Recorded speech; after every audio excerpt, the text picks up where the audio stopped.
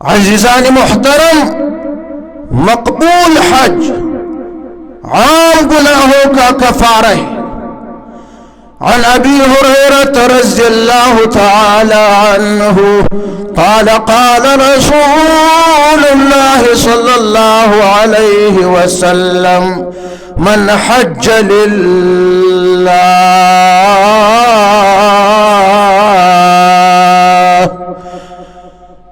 من حج للہ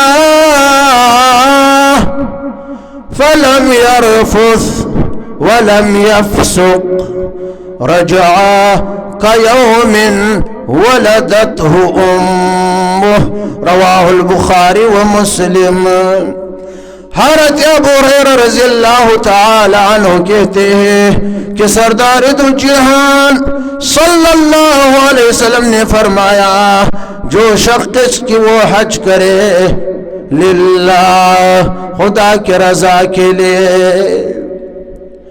خدا کی رضا کے لیے جس نے حج کیا، لیکن حج میں فلم یرفث، حج میں نہ اپنی بیوی سے وہ مباشرت کرے اور نہ فسق فجور کی وہ بات کرے، وہ حج سے واپس لوٹ کر، تو ایسی حالت میں وہ لوٹ کر گناہوں سے پاک ہو کر گویا کہ اس دن جیسے وہ پاک ہوا جس دن کی اس کی ماں نے اس کو جنا تھا۔ یعنی حج کی برکت سے گناہوں سے ایسی پاک ہو کر واپس ہوا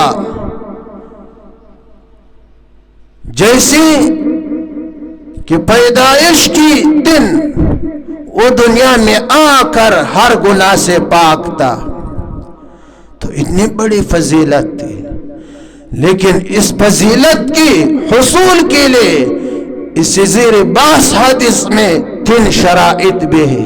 اول شرط للہ، کہ جس نے وہ حج کیا، جو کہ حج کری للہ، صرف خدا کی رضا کے لیے، ریاکاری نمود کے لیے نہ ہو کہ کوئی مجھے حاجی صاحب کہے، کوئی مجھے ہاتھی صاحب کہے۔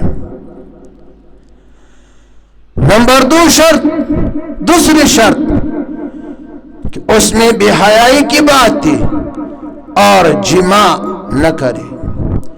نمبر 3 شرط کہ فسق اور فجور سے اپنے آپ کو بچائے۔